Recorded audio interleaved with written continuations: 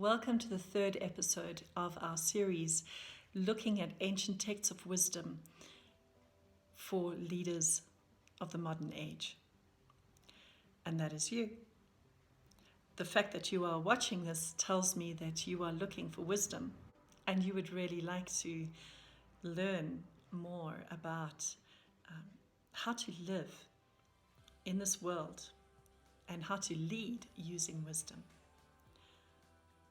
Well, what is incredible for me as I've been researching and looking through and reflecting on the Proverbs and ancient texts that we will be using, human beings have not changed much. Even though we'd like to think that we are more sophisticated than our ancestors, when it comes to behavior, we are exactly the same. And that's why you can use ancient texts and you can mine out wisdom. We don't have to make the same mistakes. What I find quite incredible, how relevant it is in our lives today. Leaders right now have such difficult times because we're dealing with times of uncertainty. When you're dealing with times of uncertainty, our threat levels go up and we can't think very well. And sometimes we make poor choices. That is why this is exactly the right time to learn about the wisdom from ancient times. Today we will again be looking at the book of Proverbs. We're looking at chapter 1. Book of Proverbs warns us that easy pickings, corruption, doing things against the law might look like you will get a lot of gain, but in the end, there is just death. When we look at it, this is an age-old story. We think of Pinocchio. You think of, there is a really great movie called Beyond the River, based in South Africa. If you haven't watched it yet, you need to watch it. There are two characters in this film, Zama and Duma. They are both from disadvantaged backgrounds, and they both are poor, and they both have no money. The one chooses easy, the easy life. He actually says in the film, if you want to be a someone, you have to take what you need. Do you want to be a someone? In the end, what happens is, spoiler alert, he dies.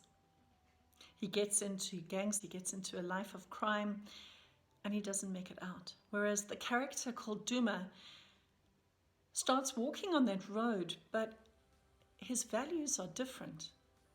And because of mentors that come alongside him, he's able to work hard, learn from his mistakes, take the setbacks as they come, and step forward in confidence. Not knowing what the future is, stepping into the uncertainty and making it work. And that's one of the things we have to look at in our lives today, is everything is uncertain. But your values drive your behavior. If you do not value your life and the lives of people around you, if you do not see the gifts and potential you have as a human being and the potential that the human beings around you bring to the team, you're going to find yourself being willing to be corrupted, to take the easy way out, and to eat alone. What does Proverbs say? From the Bible version called The Message, Proverbs chapter 1 from 10 to 19, it says, "Dear friend, if bad companions tempt you, don't go along with them. If they say, let's go out and raise some hell, let's beat up some old man, mug some old woman, let's pick them clean and get them ready for their funerals. We'll load up on top quality loot and we'll haul it home by the truckload. Join us for the time of your life. With us, it's share and share alike. Oh friend, don't give them a second look. Don't listen to them for a minute." They're racing to a very bad end, hurrying to ruin everything they lay hands on.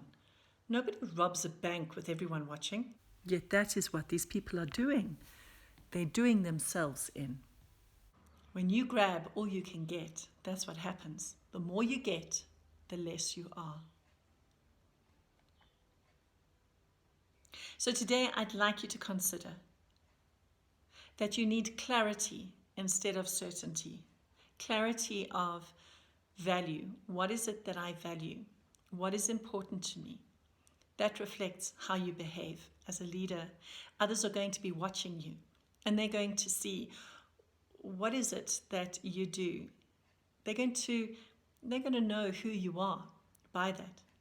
If you are tempted by people who seem to be getting ahead because of what they have, we have learned this time and time again through history, that taking the easy route, going for the easy win, the easy gain, especially when it comes at the cost of the people around you, you are not going to win. You are going to your ruin. So today, as a leader, I'd like you to just embrace who you are, embrace the values that you have. You are a gift to the world. The world needs you and your unique gifts right now. Dear leader, just remember, the more you get, the less you are. But the more you give, the more you gain.